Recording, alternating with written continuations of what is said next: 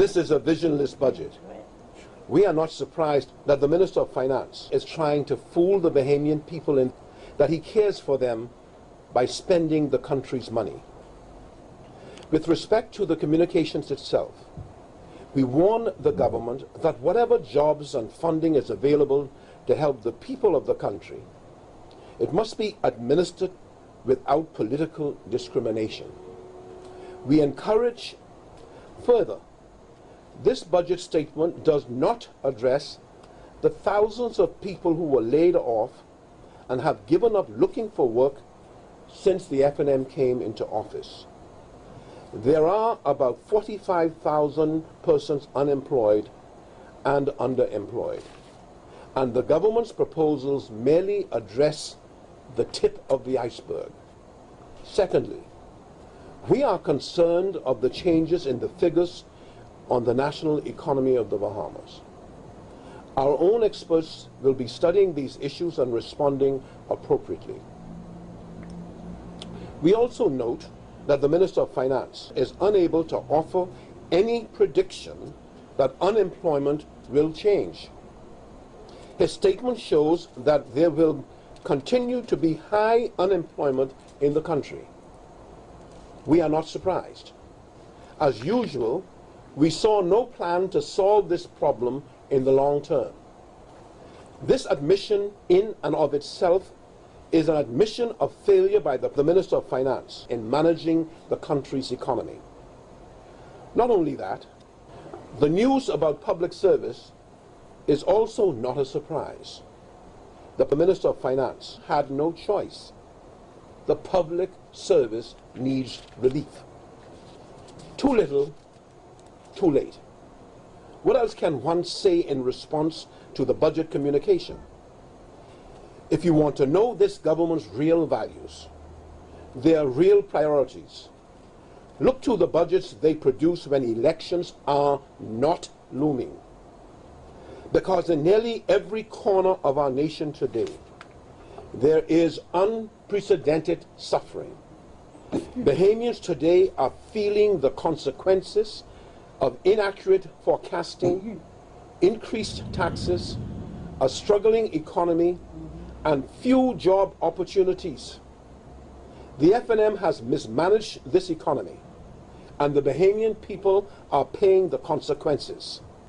Although in many countries the recovery began long ago. There is no courage in this government, no one willing to admit that their failures have slowed our economy, and worse, no vision to empower Bahamians going forward.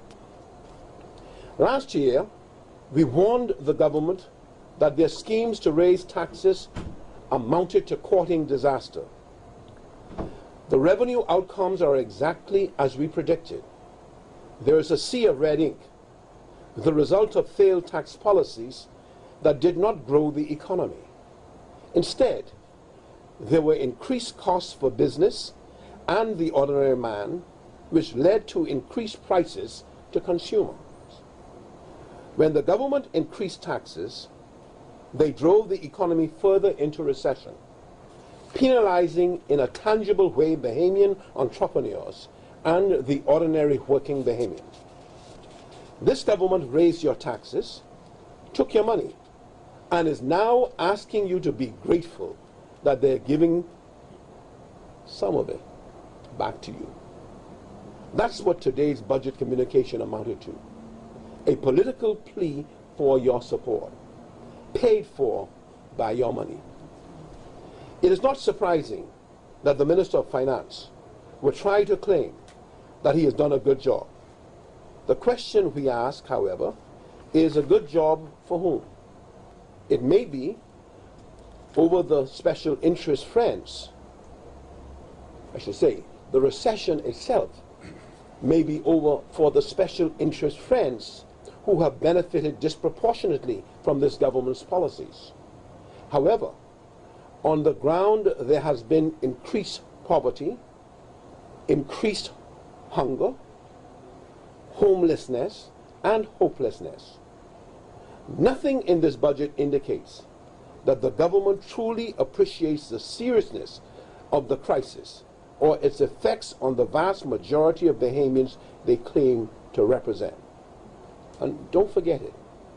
Wherever we go in this country, we see increased poverty, increased hunger, increased homelessness, and increased hopelessness. This budget does not provide any plans or vision for the establishment of careers for the majority of the youth of the Bahamas. We heard short-term proposals for temporary employment for some, but we did not hear any vision as to the opportunities for the majority of our youth to establish and grow their careers to ultimately become entrepreneurs and owners of the economy of the Bahamas.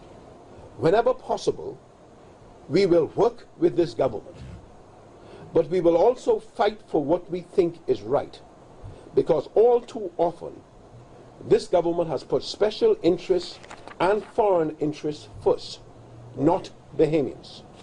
In addition, we will be fighting for a comprehensive jobs program to put the young people of the country to work. We shall speak to the need for a low tax policy. We believe that the central bank ought to lower the interest rates for borrowing in order to stimulate demand. We shall be arguing that there is need to provide greater support for the Department of Social Services. We shall be arguing that there is a need for greater support of the police to fight crime. We shall be arguing for a national youth service. We shall be arguing for a strengthened urban renewal program that is integrated with community policing strategy that my government had implemented. We shall urge the immediate implementation of the National Health Insurance Program that we left in place. The PLP believes that a budget exercise should be used as a mechanism to put forth and test economic development plans for the Bahamas.